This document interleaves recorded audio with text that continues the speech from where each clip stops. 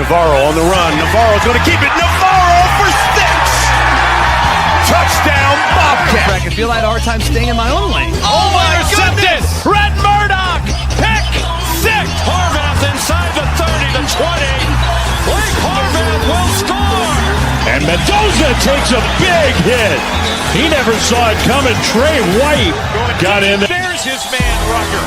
And nobody's going to catch him. Goodbye. Intercepted. Tyree Skipper.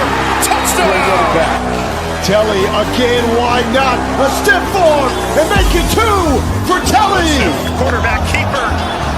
Showing off the speed. Steps on the gas. Untouched. The G5 Hive. All G5, all the time.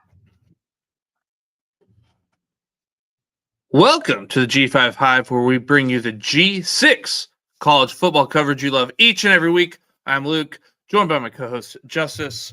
If you're watching us on YouTube, please hit that like and subscribe button. Not on X, I don't think. StreamYard having another issue this week with getting us on X.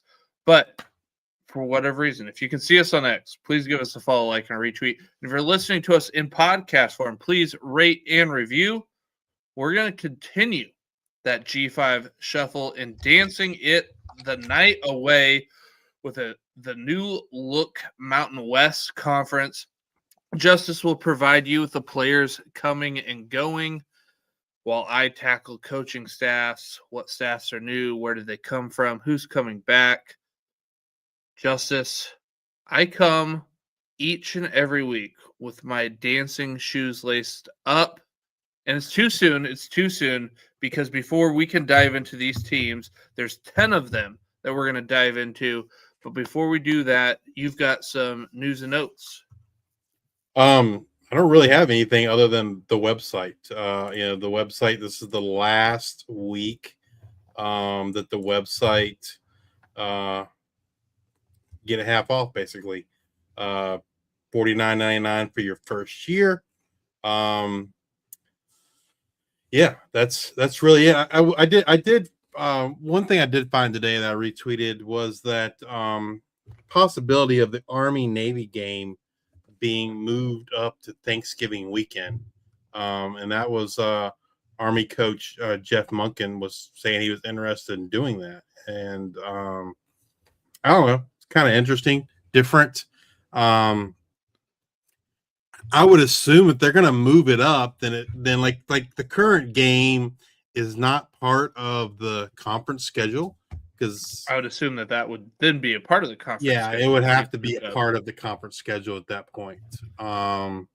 So yeah, I mean, I don't really know any negatives, if you will, other than like we're kind of used to it having its own shine or its own platform, and then moving it to the last week of the year, it really it's not going to have that same effect in terms of being one of the only.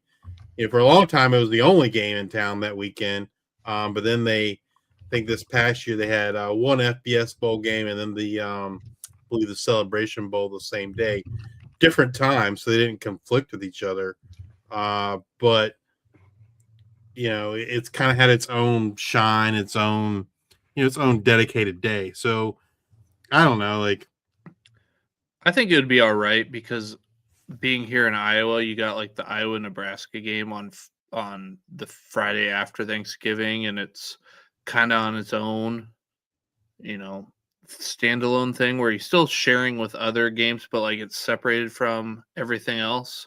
And it is like rivalry weekend, so it would fit, and you could still have something like, I guess. Yeah. I mean, yeah. We'll see. I mean, I don't get the impression like it's going to happen like this year, but maybe it's something in the future. One other piece of news, which we're going to get to anyway with the Mountain West tonight, was Thomas Hammock leaving Northern Illinois for an offensive assistant role with the Seattle Seahawks, and Defensive coordinator Rob Harley is the interim head coach. But I guess the thing to point out there is with him leaving, it used to be a 30-day window when coaches got fired or left for the transfer portal, but I saw reported it's only a 15-day window now.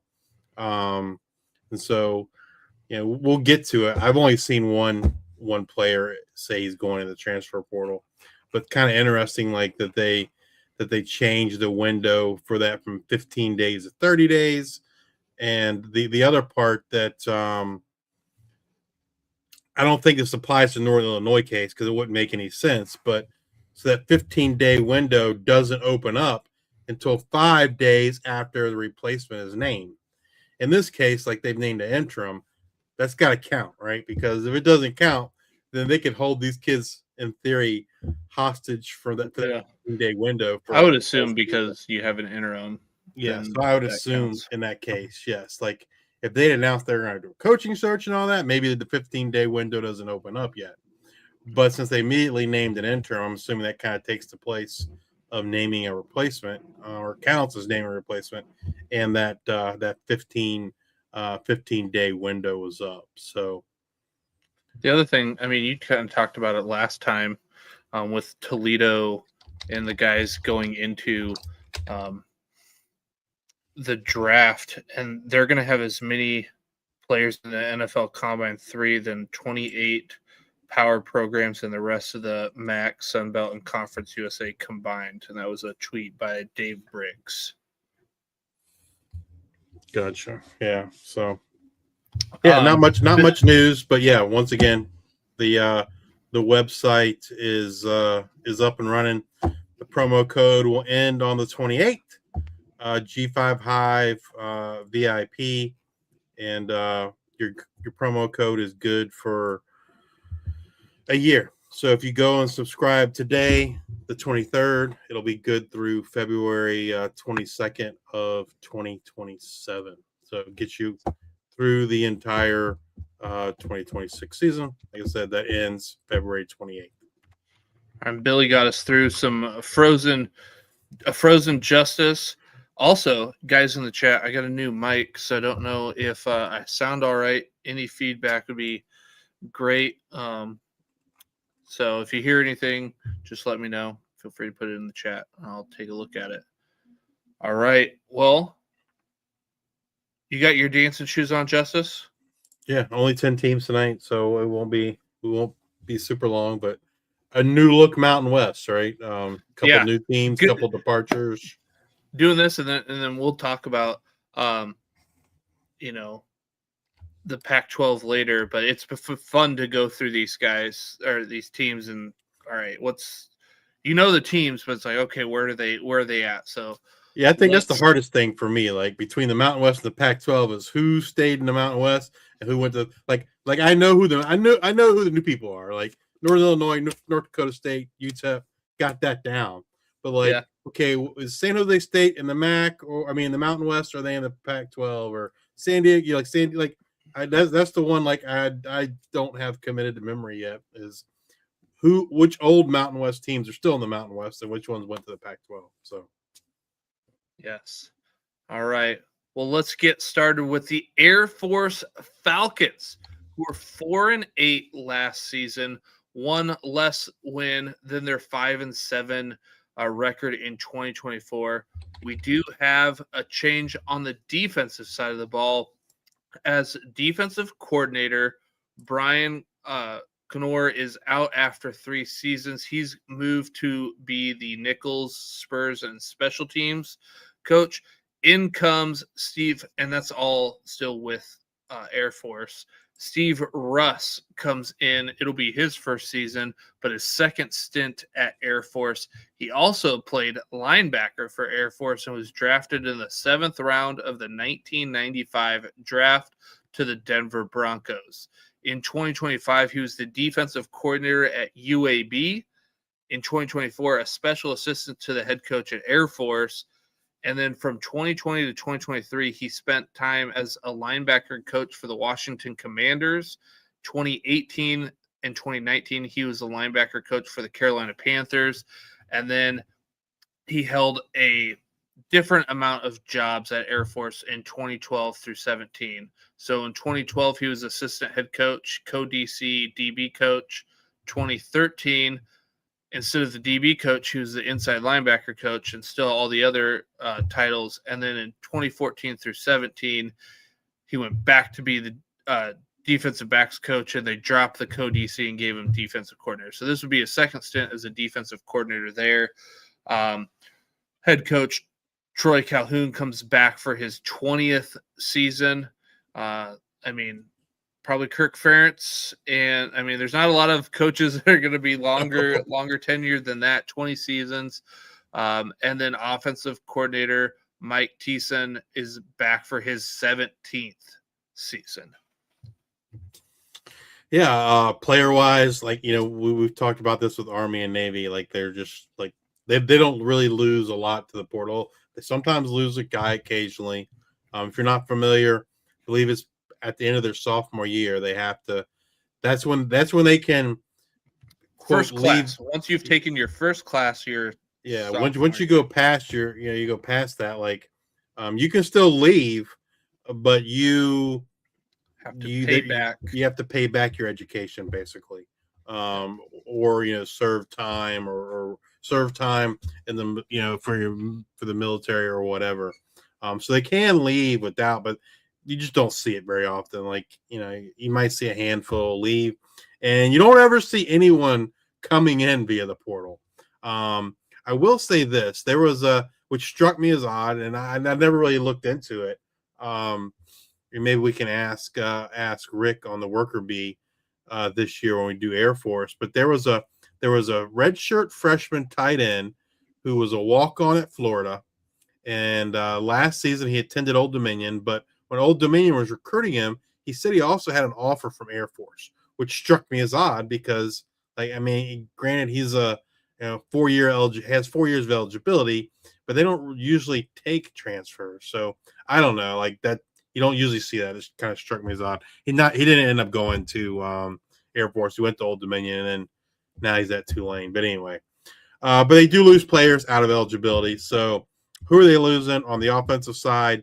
Running back Dylan Carson and Cade Frew. They're both out of eligibility, as well as wide receiver Kate Harris and offensive lineman Jack Burnett. Moving over to the defensive side of the ball, it's really that defensive line. I retweeted a Air Force spring practice article, which they started, I think it was last Tuesday. They're number 2 behind Hawaii. Hawaii's already started. Hawaii's, a couple weeks in. Air Force started last week. But anyway, the article was talking about replacements, and it talked about how much they were returning on defense, and they are returning pretty much everybody except for the defensive line.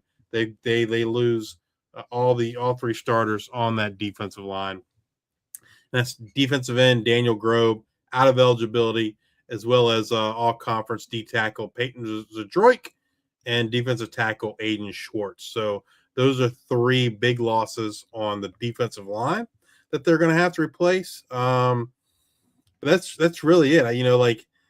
We talked about the 2 running backs, Carson and Frew, but Air Force, just like Army and Navy, they pump out running backs. I think the big key for them is getting Liam Zarka healthy, their breakout quarterback from 2025.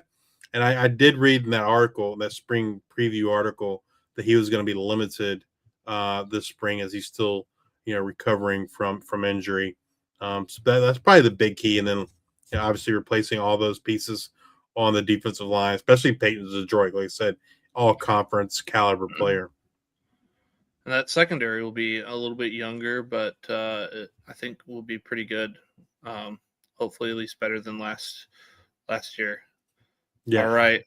Well, you talked about Hawaii, so let's dig into the Hawaii Rainbow Warriors, who were 9-4 last season, 4 more wins than their 5-7 record in 2024.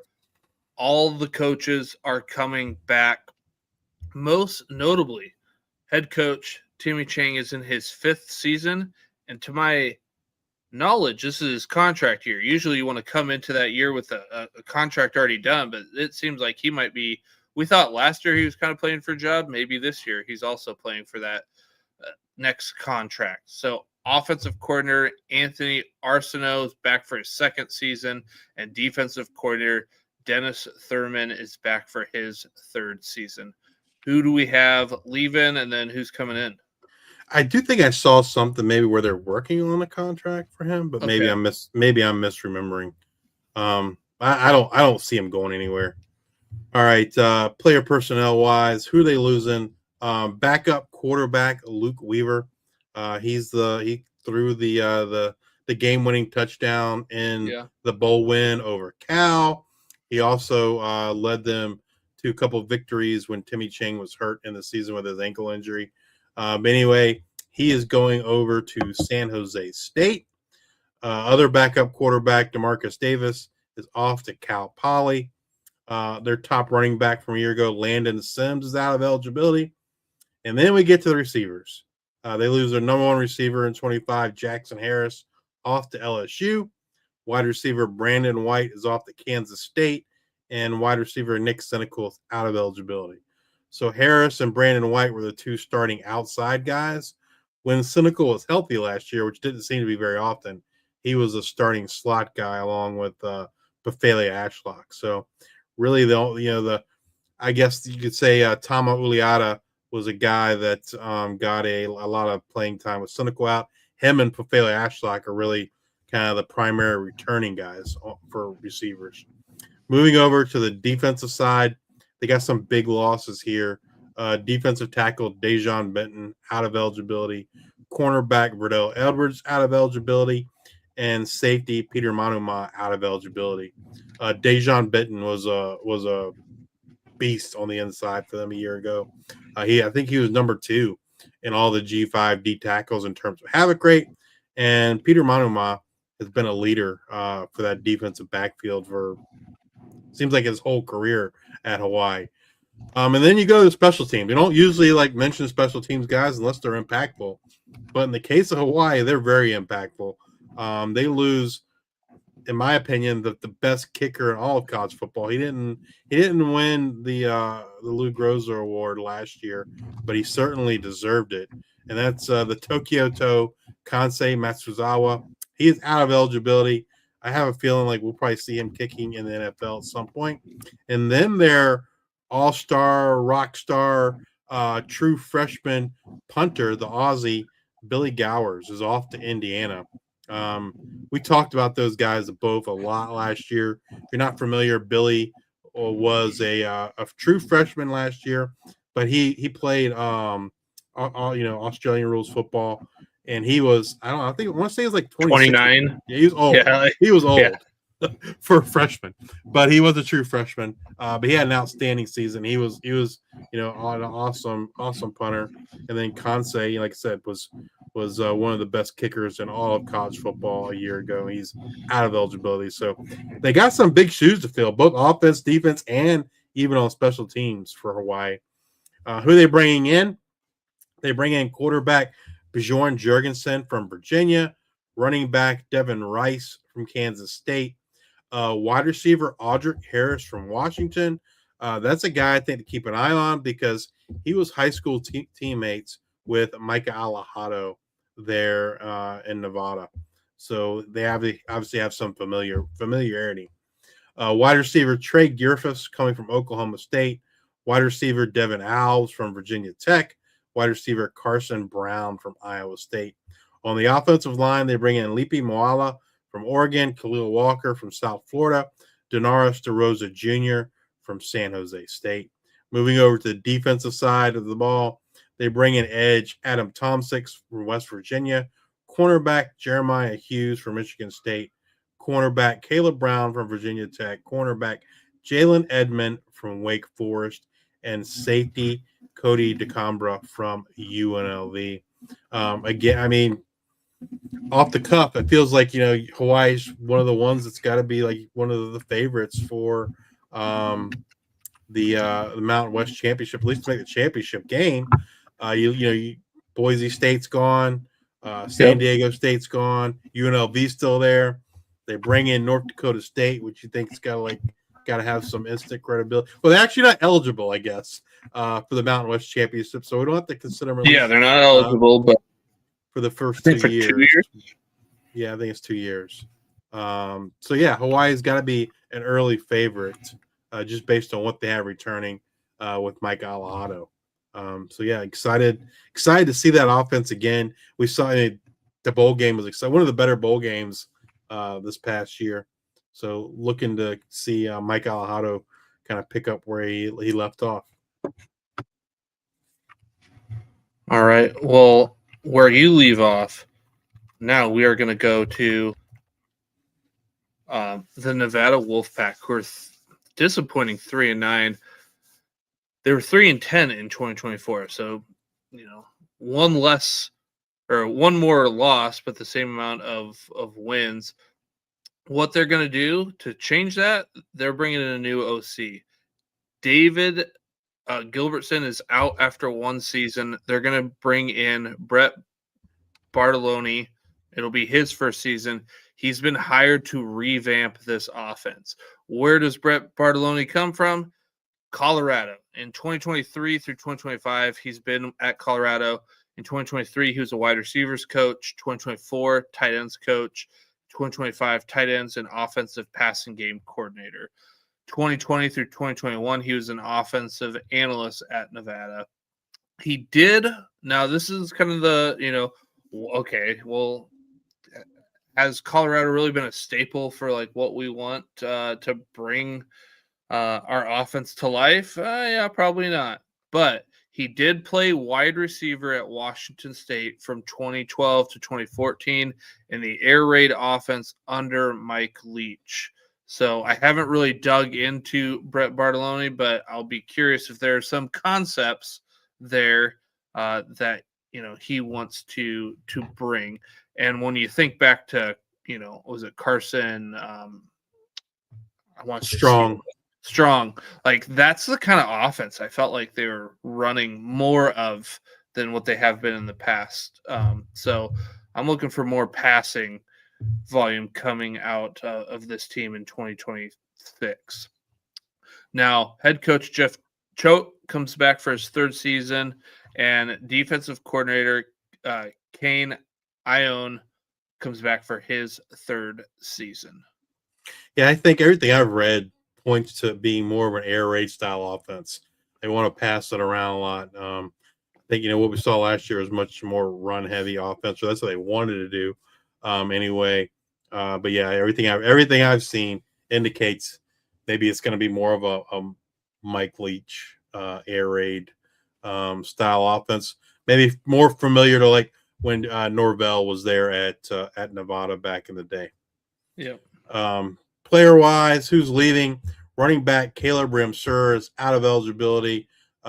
Legacy wide receiver Nate Burleson II, he is off to New Haven. Tight end Jet Carpenter off to Texas Tech. On the offensive line, Andrew Madrigal out of eligibility and Josh Grabowski out of eligibility. Moving over to the defensive side of things, linebacker Austin Hartino is off to Rice. Linebacker Nakeem Jackson to JMU. And then safeties, Jackson Barton to San Jose State and Mervyn Kenyon III is out of eligibility. No, I don't feel like there's no super big losses there. Maybe Caleb Ramseur. I think he's maybe their leading running back.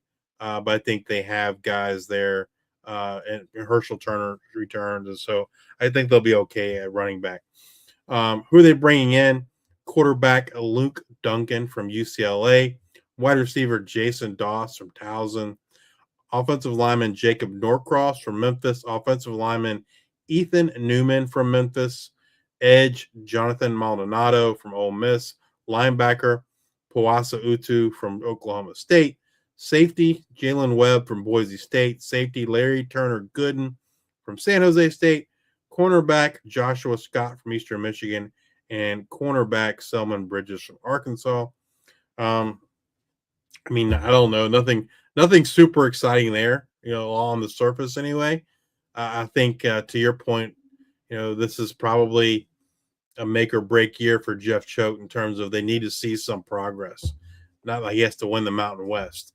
But you've got to win more than the 3 games they've won the last 2 years.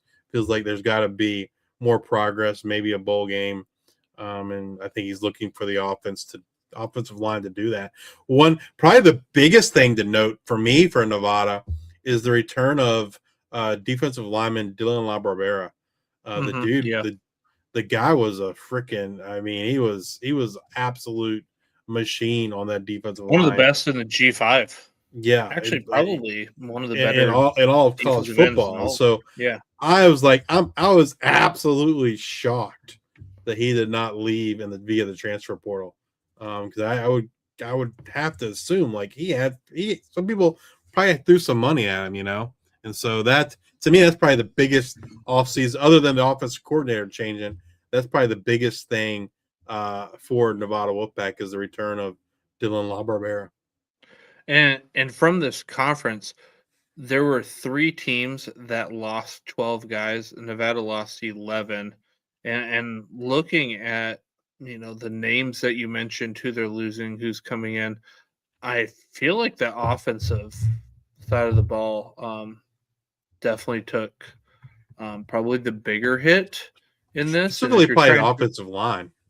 Yeah, and if you're trying to rebuild this and you're in a contract year and you're switching systems, like I feel like that's a lot of moving pieces for this year.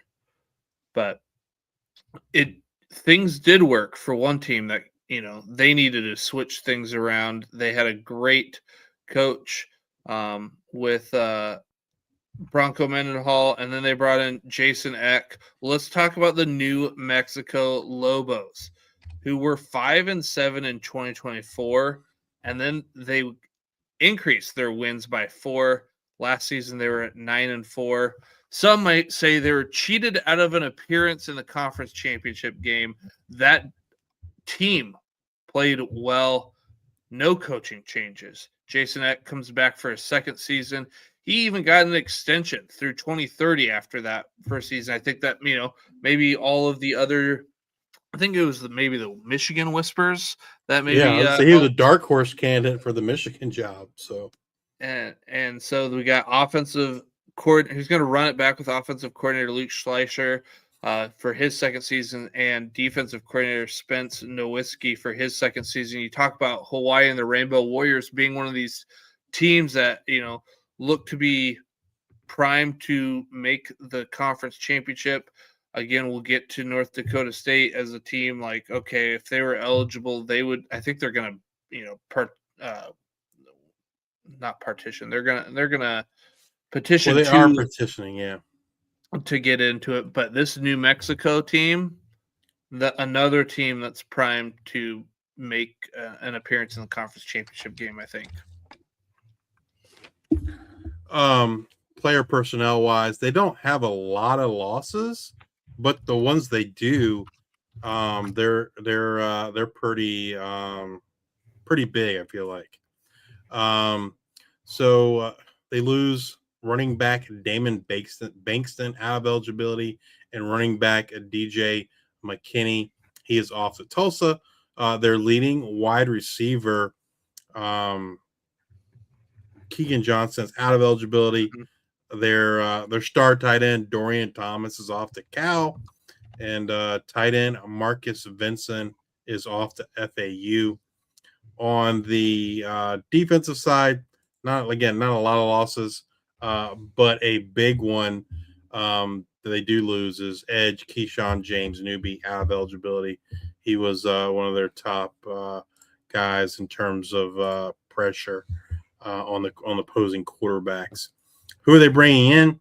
They bring in quarterback Luke Moga from Oregon, wide receiver Troy Omieri from UNLV. Like, I don't know how he has eligibility. Seems like he's been in college for like 8 years. But nonetheless, he's got another year, it looks like. And I mean, I can't blame the guy. He looks like he's probably, the replacement for Keegan Johnson on that outside to kind of be that wide receiver one. We'll see if it bears to fruition. Tight ends, they bring in a pair of tight ends, to help replace what they lost in Dorian Thomas. They bring in Bear Tenney from Sacramento State and Joey Olson from from USC. On the defensive side of the ball, they bring in Jaden Maribel from Memphis, edge Jalen Charles from Memphis, linebacker Clay Martineau from Boise State, cornerback Omari Arnold from Cincinnati, and cornerback Eric McLean from Ball State.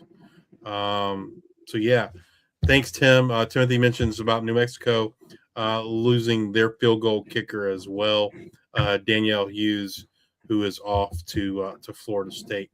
New Mexico, I think, like to your point earlier, Luke, is a team that's going to be right there in the thick of the Mountain West. They return all, for the most part, their key pieces. They're gonna have to find that new wide receiver one on the outside who maybe that's Troy Omieri, and then who's going to replace Dorian Thomas. Like I said, they brought those two guys in, Tenney from Sacramento State and Olson from USC, and then on the defensive side, hey, who's gonna apply that pass rush with the loss of Keyshawn James Newby, but they returned their All-American linebacker Jackson X. Jason X's son. Jackson. I'm sure like playing for his dad, but no doubt he's another guy that I'm sure if he wanted to leave, he would get paid handsomely by a P4, but he wants to. He wanted to run it back in New Mexico with his dad. And one thing that we'll have to ask, because I never really thought about it until now, you almost so people that I know whose parents work for universities, their kids get free tuition if they go there. Well, I'm sure he's got to be counted as a scholarship athlete, because otherwise, I'm just kind of curious if that's a workaround. Like, if you're talented enough to have a son who's on the football team or whatnot, do you get to skate around a scholarship because you don't need? I'd be kind of curious. And Timothy, to your point, losing Daniel Hughes, we'll see if Michael Kern, he comes in from Cal. We'll see if there's a big drop-off. I assume there will be, but I think they brought in Michael Kern to kind of be that replacement. And I think, honestly, this defense, like you said, not missing a lot of pieces, but Jaden Maribel coming in, I think, will be big for this team. And I'm excited to see what New Mexico looks like here in 2026. They might be the favorite, right? I mean, they were one of the teams tied for the conference championship, and they lost on tiebreakers. But yeah, with North Dakota State not counting, New Mexico might be the betting favorite one. I haven't seen odds yet to win a conference, but they might be the betting favorite to win the Mountain West. All right. Well, we talked about North Dakota State, Bison. Let's get to them here, as they are the new team in the Mountain West. They were 8-6 last season. They're new to the FBS, not only the Mountain West, here in 2026. Coaching changes. There are no coaching changes, but let's get to know the team. Let's get to know the coaches here. You've got head coach Tim Polasek, beating his third season. He's 26-3 as a head coach there. 2021 through 2023, he was Wyoming's offensive coordinator and quarterbacks coach. 2017 through 2020, he was Iowa's offensive line coach. 2014 through 2016, he was North Dakota State's offensive coordinator running backs coach. 2013, Northern Illinois' tight end and fullback coach. 2012, North Dakota State special teams tight end and fullbacks coach. And then 2007 through 2011, he was North Dakota State's running backs coach. He's been coaching since 2003, so a lot of coaching experience. Like I said, this is his third season. He's 26-3 as a head coach. His offensive coordinator is Dan Larson. This will be his second season. Prior to being an OC, he coached O-line with the Bison from 2020 through 2024 and running backs in 2019. So he's been with the program since 2019. And then defensive coordinator is Grant Olson in his third season. Player-wise, what do we got, Justice? It's hard to find stuff on the new teams. They're moving up from the FCS, but did the best they could, and especially in terms of eligibility too. So who's leaving? Quarterback Cole Payton, their star quarterback. He's out of eligibility. Their number one receiver, Bryce Lance, also out of eligibility. Their number two receiver, Raja Nelson, out of eligibility. On the offensive line, they lose Bo Johnson to Vanderbilt, Trent Fraley to Michigan State. On the defensive side of the ball, they lose Toby Anene to Colorado. He's an edge. Linebacker Nathan Stalling to Michigan. Linebacker Logan Kopp is out of eligibility. Cornerback Jalen Duffy off to UCF. And cornerback Jaquez Alexander off to Delaware. Who are they bringing in? Tight end Gage Gilbert from Dickinson State. Offensive lineman Kene Anane from Kansas. Edge Truman Griffith from Kansas State. Edge Anthony Oakes from Montana Tech. Linebacker Keith Williams Jr. from Connecticut. Cornerback DJ Volts from Saginaw Valley State. And cornerback EJ Davis from Wayne State. Probably the one I'm most interested to see is Anthony Oakes from Montana Tech. Brian, I don't know his last name, but we retweet his stuff a lot. He does a lot of cut-ups of FCS players, Division II, Division III, even FBS players too. But tries to shine a light on players that don't get a lot. And he posted something from Anthony Oakes at Montana Tech. So I really liked what I saw on that cut-up. So interested to see how he can do there at North Dakota State. And they just win, right? That's what they do. That's their history. So I think I expect it to transition well to the FBS and to the Mountain West. Obviously they're not gonna win 10 championships in 15 years in terms of like FBS national championships, which is what they did at the FCS level. But I think they should be a Mountain West contender year in and year out.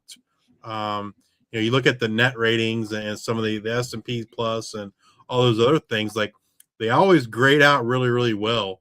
And we've seen them play when they've played P4 competition. They always, give them a run for the money. So, I don't expect anything to change. I think North Dakota State's going to be a very successful program in the FBS and the Mountain West.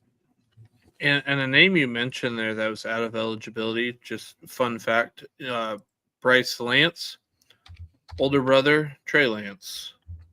So who knows? Trey Lance, I believe, is a free agent. So maybe they end up on the same team. Who knows? All right. Let's move to the next team deep in the mountains of Northern Illinois. The Northern Illinois Huskies, who are a disappointing 3-9, very high expectations going into 2025 of, hey, we're going to take the MAC on our way out. 5 less wins than that great 8-5 season in 2024, and where they knocked off national champion runner-up Notre Dame.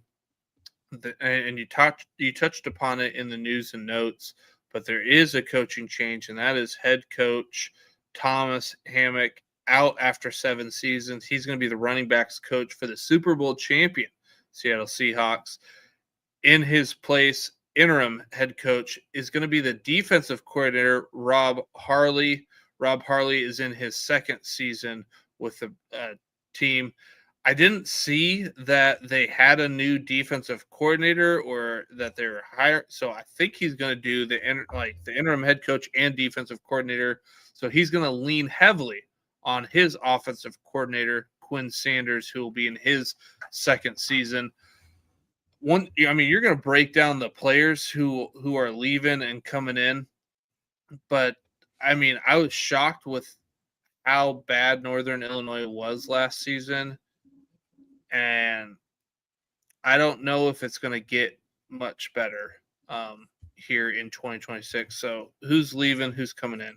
Yeah, especially looking like at the personnel, like who they lose and like who's coming in. It doesn't give me a warm and fuzzy feeling about Northern Illinois' first year in Mountain West, and it's kind of weird. Like I think like a lot of more casual fans feel like Thomas Hammock's a loss, but I feel like Northern Illinois fans I think are glad he's gone. I saw in like them citing his record against some of the MAC schools, and it wasn't very good. But nonetheless, he's off, and Rob Harley is the new HC, at least for the interim. Player personnel wise, so we mentioned that it opens up a 15-day window, so that window is still there. But the only player I've seen that's taken advantage of that new window is running back Lazaro Rogers. Said he was entering the transfer portal. I haven't seen anyone else that said they are. So he's the only one that's a new entry. He was a freshman running back, showed a lot of promise there in 2025. But players that were in the portal when it was open way back in January, running back Jalen Poe's off to Georgia State. Running back Siobhan Wright is out of eligibility. Tight end Jake Applegate is off to Fresno State. Offensive tackle Evan Malcor is off to Miami, Ohio. That's a big one. We talked about that one when we did the Mac show last week in his edition for Miami. On the defensive side of the ball, they lose edge Lance Ingold to Iowa. Edge Jelani Williams out of eligibility. Defensive tackle Reggie Jean is off to Coastal. Linebacker Philip McCroskey off to Cincinnati. Their star linebacker Quinn Erweiler out of eligibility, leading tackler. Safety Taylor Powell off to Fresno State. Safety Jasper Beeler off to Cincinnati. Safety Ivan Moore Jr. Sacramento State. And cornerback Jacob Finley off to Cincinnati. They lose a lot of guys to Cincinnati.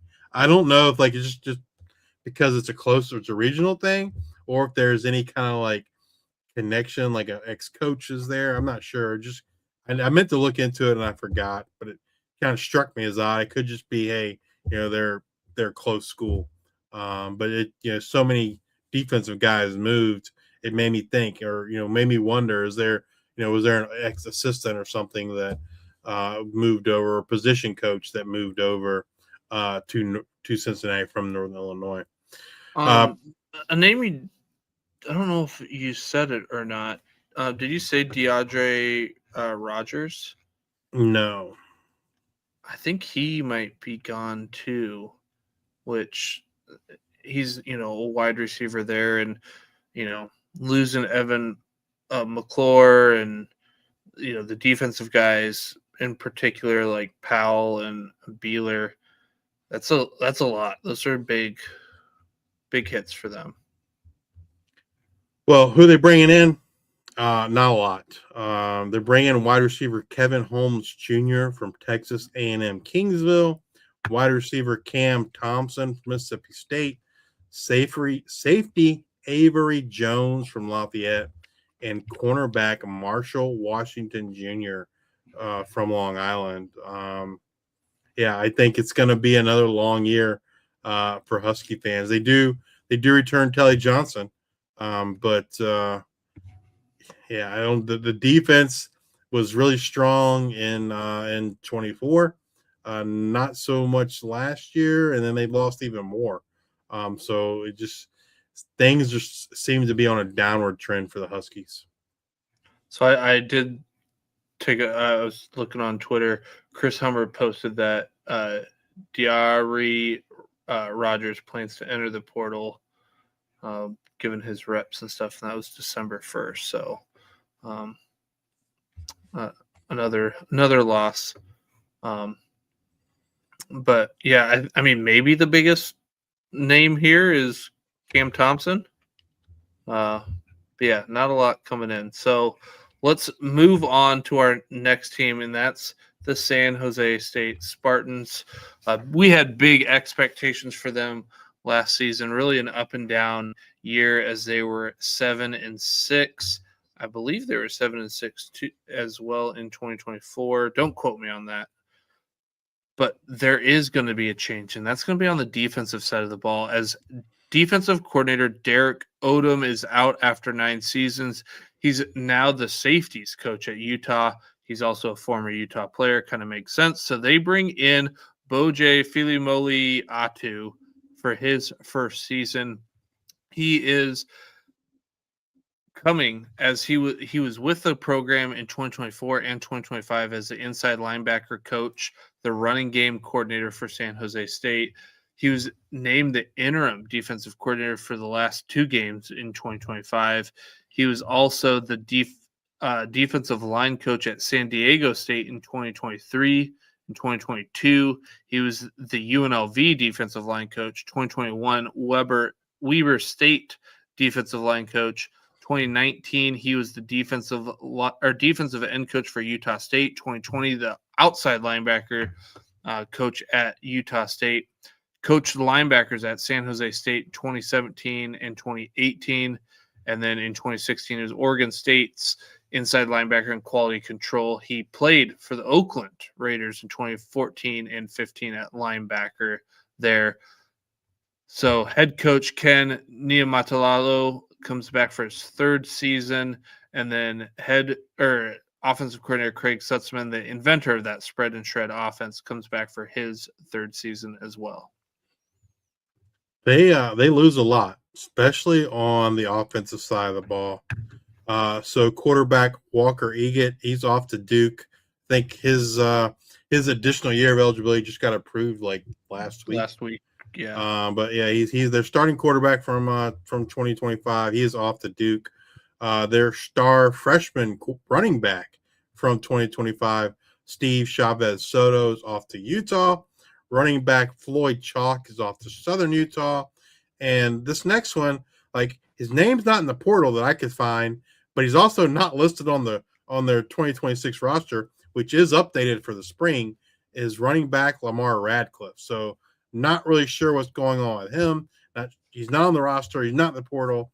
Not sure. So, but anyway, so that's pretty much all the running backs that got most of the carries in 2025 are gone. And then a wide receiver doesn't look good either. They lose the nation's leading receiver and Danny Scudero. He's off, and friend of the show. He's off to Colorado, as well as a friend of the show, Leland Smith, wide receiver. He's off to UCLA. Wide receiver Kyrie Scholes is off to Utah. Wide receiver Matthew Coleman is off to San Jose State. So they do not return. I don't think Matthew Coleman is leaving San Jose State. I'm sorry. He's not. He's leaving. I forget where it's Sacramento State. Sacramento State. Yes, it is Sacramento State. I wrote San Jose State, but yes, he's off to Sacramento State. So yeah, they lose. I mean, that's pretty much their starting skill positions on offense, and then you throw in tight end Jackson Gainan out of eligibility. Like, that's the entire. That's their starting receivers, starting tight end, starting running back, starting quarterback, all gone for the Spartans in 2026. However, OC Craig Stutzman's there, and he's done great things there the last 2 years. So he's certainly gonna have his work cut out for him in 2026. And like you said, like they find these wide receivers, and you talked about Luke Weaver coming in, when we talked about Hawaii and who's leaving, like I would feel, I don't feel awful about it. Yeah. Yes. All right. Who else they lose on the offensive line? Sione Namoni out of eligibility. Offensive tackle Nate Hale off to Arizona. Offensive lineman Denaria DeRosa Jr. off to Hawaii. On the defensive side of the ball, edge Vili Toafatua off to Colorado. Defensive tackle Gafafaga out of eligibility. Defensive tackle Jairo Mo off to Utah. Linebacker, their leading tackler a year ago, Jordan Pollard's out of eligibility. Safety Larry Turner Goodens off to Nevada. We mentioned him earlier. And then cornerback room, they lose J.T. Taylor to Eastern Washington, Caleb Presley to Colorado State, and Jalen Thomas to Washington State. Who are they bringing in? Obviously, the big one is quarterback Luke Weaver. They have a couple of freshmen there too, and Tama Amasone, who we saw last year, and then is it Robert McDaniel? So I think he was a transfer from UCLA. I think a redshirt freshman, and then I didn't put it here, but they bring in I can't remember his first name, but it's Nick Rolovich's son. He is a quarterback coming in, true freshman who is there for the spring. His first name escapes me, but he is the son of Hawaii great quarterback Nick Rolovich. Wide receivers, or forget wide receivers, they bring in running back Tyler Jacklick from West Virginia. And everything I've read about him, like the San Jose State fans are like super excited to get Tyler. So they think he can be an instant impact there at running back for San Jose State. As far as wide receivers, they bring in Dominic McKenzie from BYU, Jordan Anderson from Sacramento State, Jerry McClure from San Diego State, and Anthony Ivy from Penn State. So, like you said, they always produce receivers. A lot of people are like, well, who's going to be? 2 years ago, we saw Nick Nash out of the slot. Last year, we saw Dan Scudero out of the slot.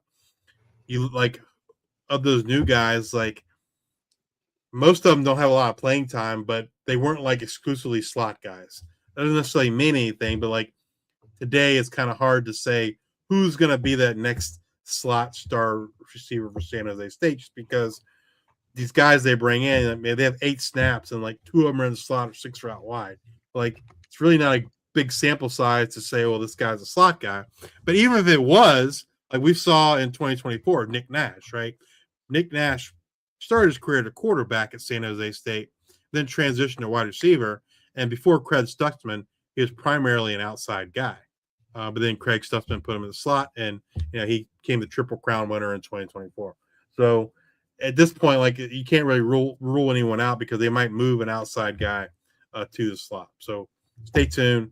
We'll have to see on that. Offensive lineman, they bring in offensive tackle Ignacio Tapua from BYU, Brian Tapu from Nebraska. Moving over to the defensive side of the ball, they bring in edge Jeremiah Tualela from San Diego State, defensive tackle Ian Schuell from Arizona State, and defensive tackle Jalen McLaughlin from Sacramento State. They bring in linebacker Azik Mahuka from Weber State, and then safeties, they bring in Jackson Barton from Nevada and Brian Dukes Jr. from Cal Poly. And then for cornerbacks, they bring in Isaiah Buxton from San Diego State. So I think this is if you're particularly who's gonna shine in this offense. Said I would expect you tune into our Worker Bee series. That's where we're gonna find out which quarterback looked the best. I think it's if you asked me today who's gonna be starting quarterback, I would say it's probably gonna be Luke Weaver. But I wouldn't rule out Robert McDaniel or Tom Amazzoni. I don't think Nick Rolovich's son is gonna start. If he ends up starting, I think it's going to be a disaster for San Jose State. It's not that he's not good, but he's a freshman, and they have all these other options. So I think if they end up picking him as the starter, I think some things went really wrong. So today I would say it's Luke Weaver. But the receiver situation, I think it's just something we're going to have to pay attention to and see after the spring, who's going to step up. Like I said, they do really like the running back addition and Tyler Jacklick from West Virginia. And we talk about what these coaches have, ahead of them. San Jose State added the second most players in the portal. I guess second most in the Mountain West, and then they lost the most. They were tied for first with Wyoming and Northern Illinois, but they lost 12 guys through the portal.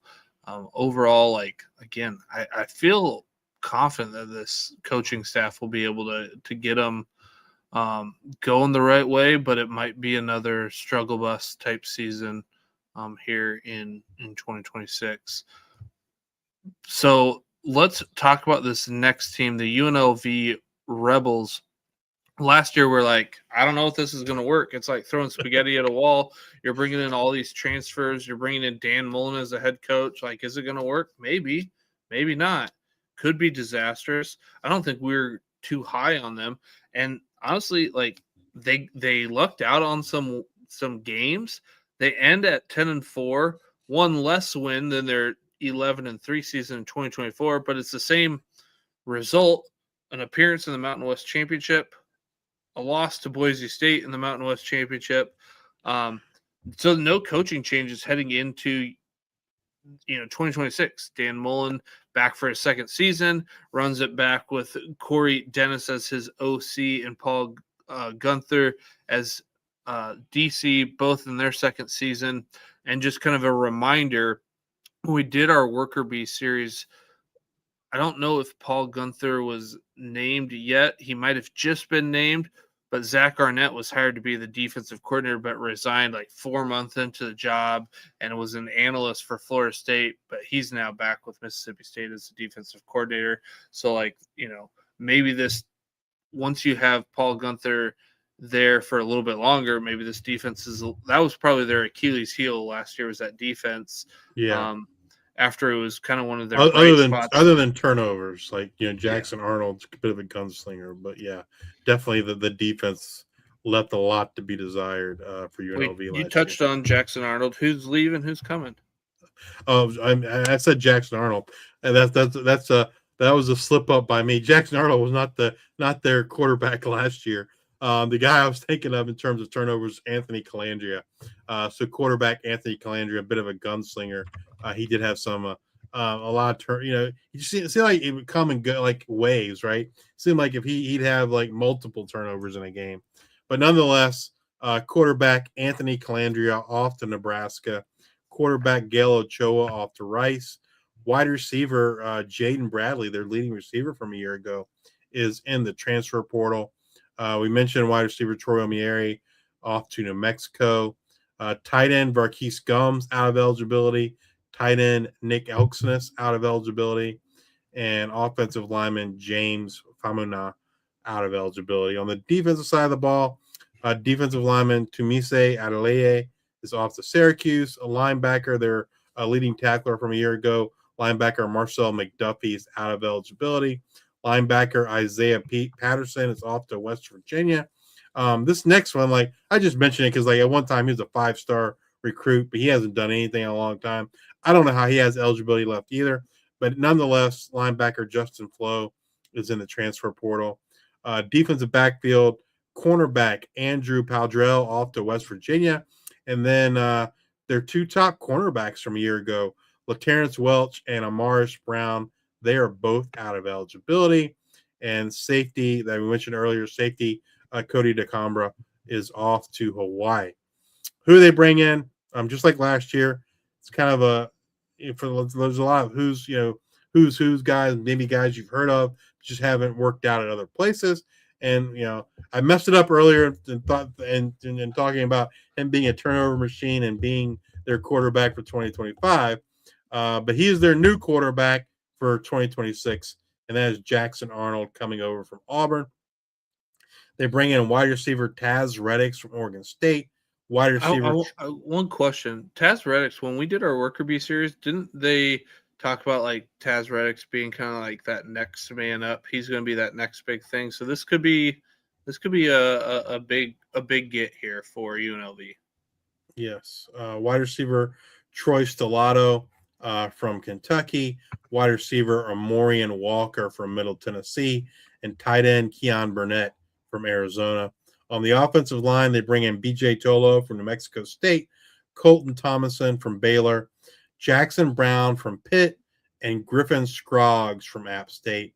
Moving over to the defensive side of the ball, they bring in defensive lineman Herb Gray from Tennessee, linebacker D. Creighton from Clemson, linebacker March Ahianachor from SMU, safety Landon Cleveland from Oklahoma State, safety Tony Lewis Nakuba from Arizona State, and cornerbacks Tyrone Chambers from SMU and Avery Helm from TCU. So they bring in a lot of P4 guys.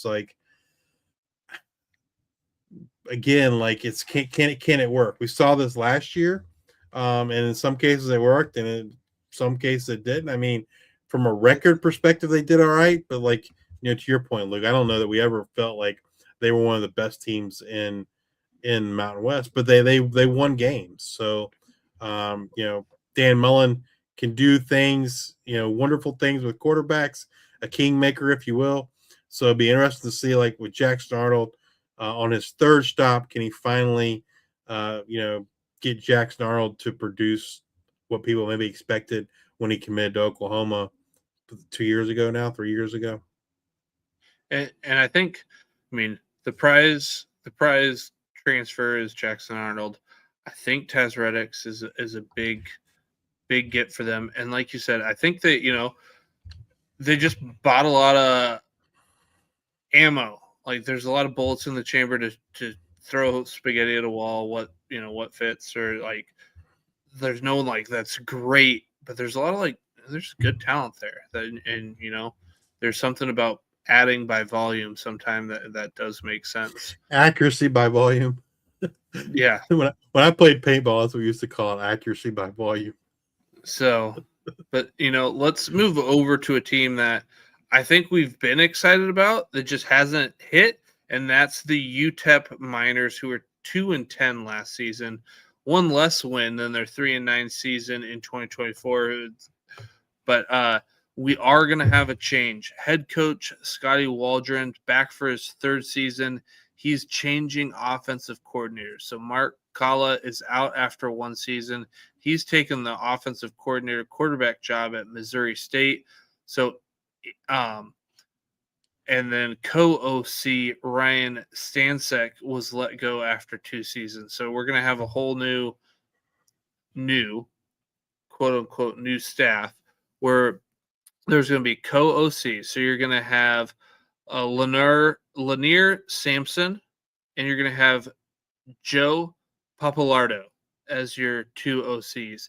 Now, Lanier Sampson, this will be his first season as co-OC. He's also going to coach the wide receivers in 2024 and 2025. He was a San Diego State passing game coordinator and wide receivers coach. In 2023, he was a co-OC and wide receiver coach for Scotty Waldron at Austin Peay. And in 2022, he was the passing game coordinator at Austin Peay. That's why I say kind of like new faces.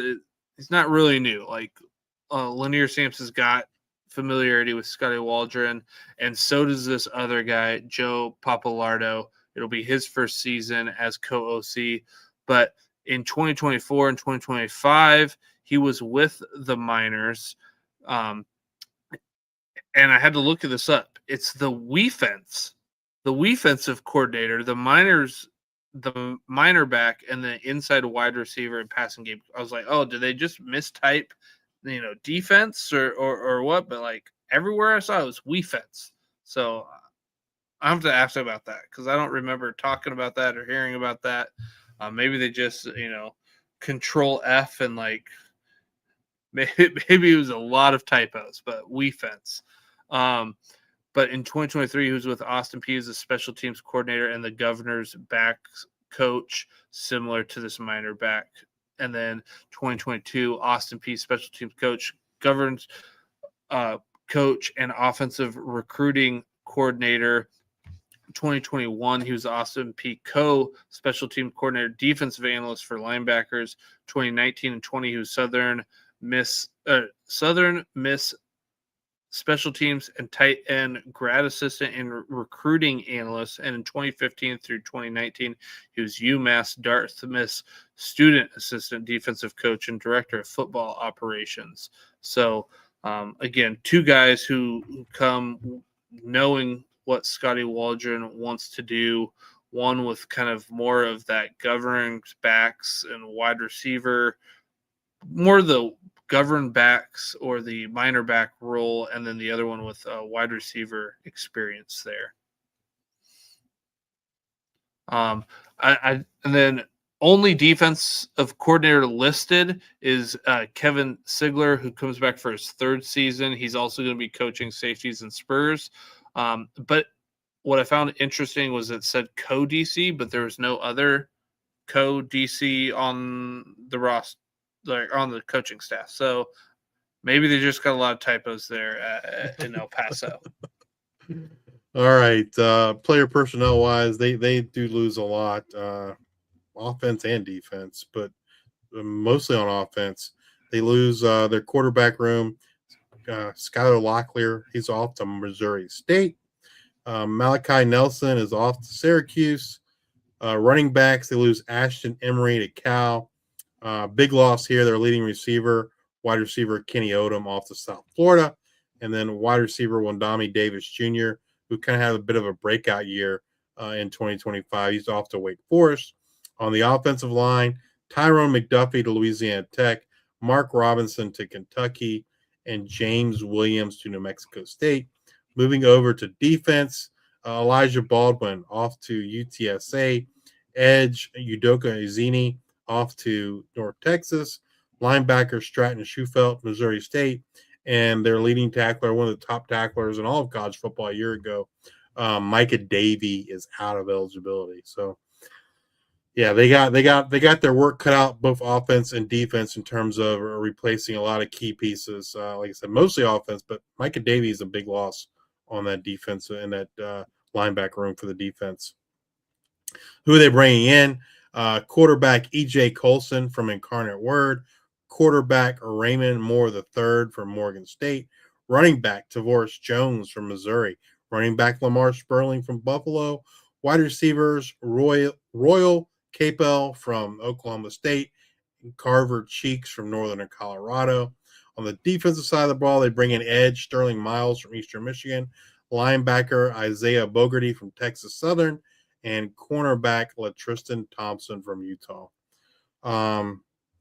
Yeah, I don't know. Like, feels like this is the year that the seat gets warm for Scotty Walden, right? I mean, maybe they give him a little bit of a pass, moving to a new conference, but it just feels like you got to start seeing some progress. And given what they've lost, man, I'm just not sure. Especially, like you said, they're on the offensive ball a lot. And Timothy being in the chat, he seems to be big onto the kickers. So I had to look it up. Like, hey, what's UTEP? They're going to bring in Brady Braun from Gardner-Webb to kick, and also Cade Hetcher from UT Martin as kickers. When we're talking about kickers from UT Martin, who knows? Maybe that's the best player UTEP brings in. We'll see. That's for you, Timothy.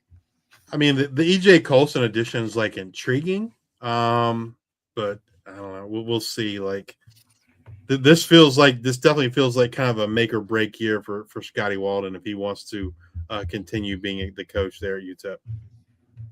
All right. Well, let's talk about another body that could be warm, and that's the Wyoming Cowboys and Jay Savell. So Wyoming was 4-8 last season. One more win than their 3-9 season in 2024, but it didn't feel good. It felt kind of like a rocky season. Jay Savell going into his third season, but they've made a change. And usually you're going to make a change before your seat gets warm, and that's offensive coordinator Jay Johnson out after 2 seasons. He's moved into an analyst role with the team, so he's not gone from the team. Christian Taylor joins the team. It'll be his first season. He was the Buffalo Bills offensive advisor and defensive assistant in 2024 and 2025. 2020 through 2023, he was the William and Mary OC. He was the OC and quarterback coach for San Diego in 2018 and 19. In 2016 through 17, he was the San Diego passing game coordinator, wide receivers coach. And then in 2014 through 2015, he was Illinois Wesleyan's offensive coordinator and quarterbacks coach. He started coaching in 2008, so he's been coaching, for a while. Defensive coordinator Aaron Bull will come back for his third season. Player-wise, man, they lose a lot. Again, especially on offense. Starting quarterback Caden Anderson's off to Tarleton State. Running back Teron Kelman to Liberty. Running back Demaja Harris and Incarnate Word. Wide receiver Chris Durr Jr. to Maryland. Tight end John Michael Gillenberg is off to the NFL, out of eligibility. And then offensive lineman, fatter, and fattest, all gone, man. So there will, I'm assuming, unless they get some more offensive linemen to take over the podcast, there won't be any more fatter podcasts. But offensive lineman Jack Wash out of eligibility. Offensive lineman Caden Barnett out of eligibility. And then the last member of that fatter, and fattest trio, offensive lineman Wes King. He is transferring to West Virginia. They also lose offensive lineman Luke Sandy to Charlotte. Moving over to the defensive side of the ball, Ticey Westland, defensive ends, out of eligibility. Defensive lineman Lucas Samsula off to Utah. Safety Caleb Merritt off to Austin P.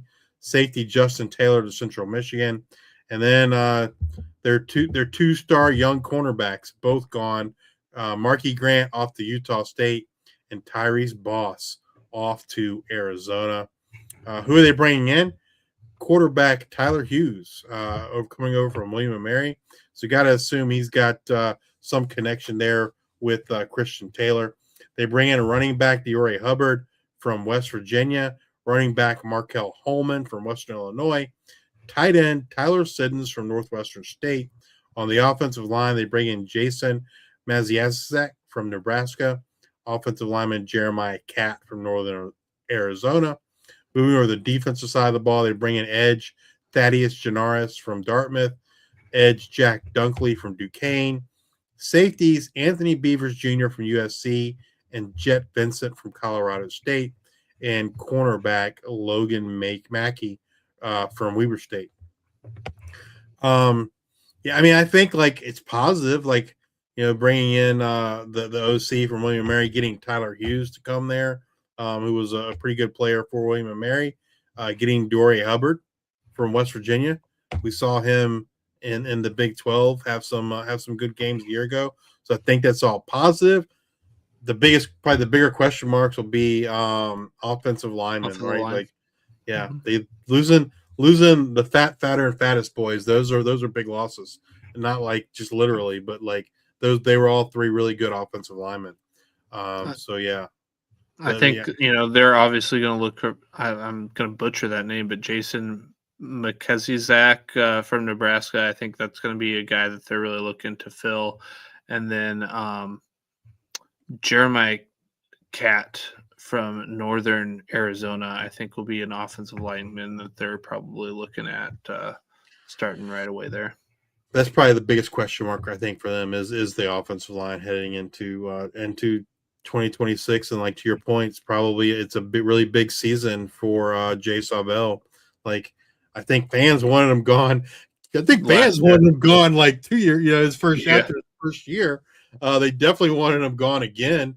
So like, if he doesn't deliver this year, you got to assume like he's definitely probably gone.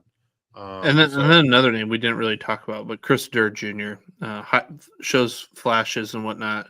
I expect him to do good things there at Maryland. But yeah, that is our show tonight. We got through our dance, our it's like a new dance. It's the G5 Shuffle, but it was the Mountain West, and there's more dips and turns and twists than all the other conferences. But we are going to take even more turns. It's going to be a new style next week. So be sure to join us next week as we continue our G5 Shuffle series and we bring you that new look Pac-12 conference. And then we didn't know where to put UConn, but we need to cover them. So we're going to cover that FBS Independent UConn next week. If you're watching us on YouTube, please be sure to hit that like and subscribe button. On X, give us a follow.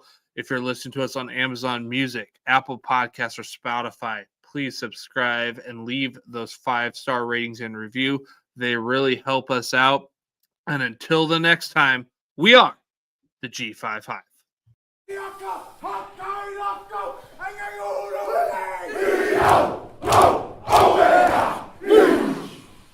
First